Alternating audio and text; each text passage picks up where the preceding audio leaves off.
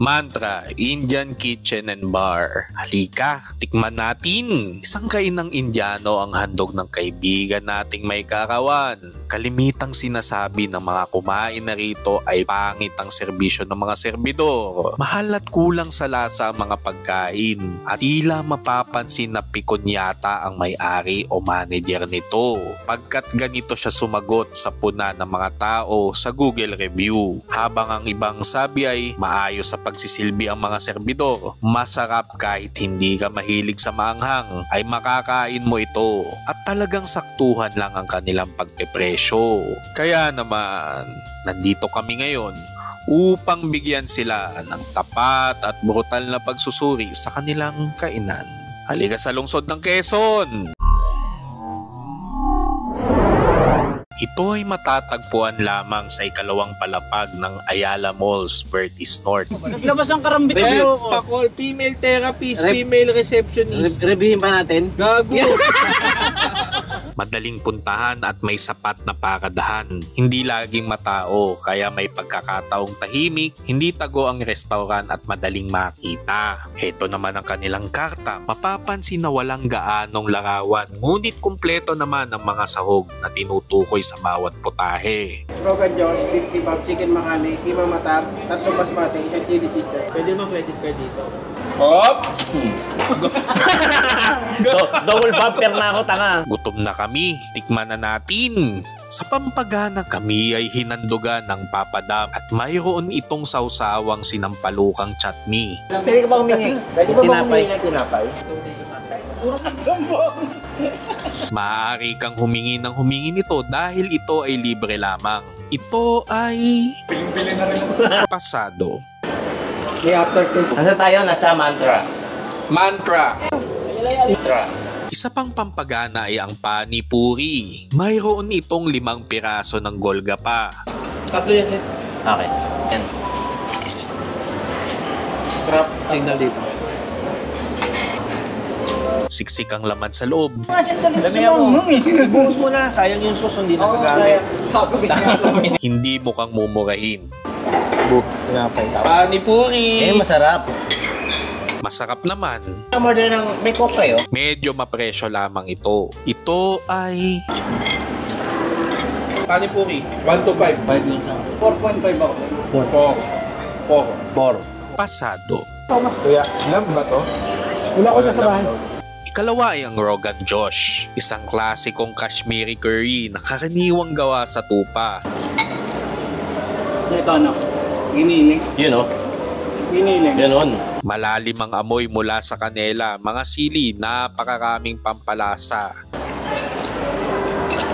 Uminit na kaagad ang katawan namin. Hindi lang ito basta maanghang, malambot rin ang karne. Bagamat di kami sigurado kung ito nga ay tupa. Native ata yun eh. Puta, pinag-power grip ako nito ah. Pero nagpa-power Real grip life kasi yan eh. Kung nagpipicture ka lang sa akin, hindi ka pa nahirapan. Puta ano ako? Nag-cramps. Kasi tingin namin ay kambing. Amoy pa lang ng bibig. Tapos dapat, Ito ay press lang. Ako kasi hindi ako nalatsan. Teka lang, may kalasa siya, hindi ko malaman mo. Oo, di man sa ilam Hindi niya. malansay lang niya. 4 ko sa akin. Kasi, Malambot din eh. kasi tinirahan ko ng susi. Puro sus ako, hindi ko rin nalasahan yung lansay. So 4 ko sa akin. Oo, 4. pasado. Ikatlo ay ang beef kebab. Nihaw na baka at lasang-lasa mo yung tosta at pampalasa. Sarap. Sarap nga. Sarap. Maingat ang pagkakagawa. May tamang tutong sa labas at lambot sa loob. Sige-isa tayo. Ay, init. Open mo. May kakanin. Beef ano? Kebab. Kebab. Pinakamainam kasama ng mint chutney. Sinasabing walang lasa pero ito ay hindi talaga maasin.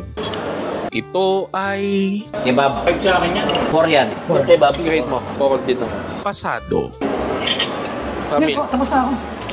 Ba ikaw, Pat? Chicken makana, makremang sarsa ng kamatis at inihurno sa tandur ang manok. May balanse, masarap ito pamarisanan. Sauce nito. Malambot ang manok at sakto ang timpla, di ganoon kaanghang. Masarap to. Anghang lang. Para sa mga gustong mag-umpisa sa pagkaing Indiano. Ito ay Ito malambot yung manok eh. Pabot ako nun. Mas gusto ko yung sauce nun. Diba? Oh, mas bagay dito sa ano. Itong chicken. Oh. Ito masarap. Masarap para may kulang na ano. Siguro cottage cheese. Panir. Oo, panir. Kain mo dito, Kapil. Pag magkasama sa lakto. Parang ano, 3.5 to. Pero pag gusto ko to. 3.5. pasado. Kasi masarap siya dito kasi masarap to. Ang huli ay ang kima matar. Giniling na baka na may curry at gisantes. Sa madaling sabi ay ito ang giniling nila. Malalim ang lasa na sumasabay sa bawat subo. Pwedeng kainin sa kanin, roti o gawing palaman. Ito ay Ito 4.5. Ayan, mga 3.5 din sa akin. Mga 3.5. pwede na. Din ako. Sa chili cheese naan naman ay maaaring pamalit sa basmati. Tingnan mo, kasi alam may anghang yan. Hindi ka mahilig sa mga katiin mo. Sige, may kumuha ka lang. Ito? 3. Wala na ba doon? Wala na. Thank you. Ito ang pinaka nagustuhan naming lahat. Natitikman ni Zoe pa Init, isa-isa. Jay. Init. Nadali ako nung nan. Ang anghang nung nando. Malakas ang sipa ng anghang, kaya napakuha kami ng hindi maanghang na bersyon o keso. Pakuha ko. Pumasok na lahat eh. Di ako nag-dinay. Masarap na pangsawsaw sa chicken makana. Mas bagay dito. O kainin ng mag-isa kung gusto mo ng authentic na lasa. Sarap yung cheese niya, no? Ito ay Sarap po. 5 ako doon. 5 ko din. Oo, 5 ko din yun. Bira Sarap. magbigay ng 5. May mantika siya pero hindi siya pamantika. Hindi ka tulad ng pizza sa atin. Mga mantika. Sakto yung mantika niya. pasadong pasado. Sarap nito. Sa pangkalahatang pagsusuri sa kanilang pagkain, magamat nag-init talaga ang aming katawan. Sa BP? Maanghang? Hindi mabigat sa katawan. High blood. High blood ka na? Hindi nakaka-high blood. Healthy to. Ayan o, boy, sumisingaw. Yun lang yung pakiramdam mo. Oo, sumisingaw. Sumisingaw. Para mainit yun dito. Kasi yung Amoy dyan. yun yung amoy ng Indiano. Amoy Indiano ka na. Mamaya may awakan na rin tayo. Ito ay aming nagustuhan. Hindi kasi nila sinagad ang anghang. Natingin namin ay nakakiling na sa panlasa ng Pilipino. Masarap kasi talaga. Kalidad, tumpak at kainaman lamang ang kanilang pagpepresyo. Sobra sarap.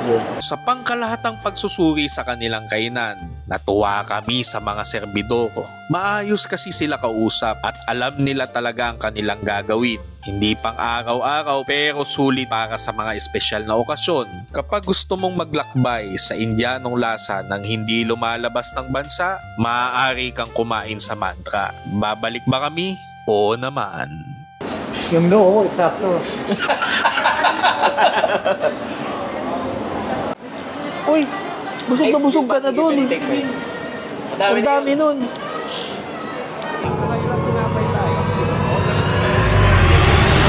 Kami nga ni Kate, maabot kami 2,000 yung paligkaan namin. 3,000, gano'n. 5,000. Pangin. Nag-steak ako eh. Yun naman. Birthday ko eh. Sawa na ba kayo sa nagsasabi ng masarap at maganda ang kainan kahit hindi naman?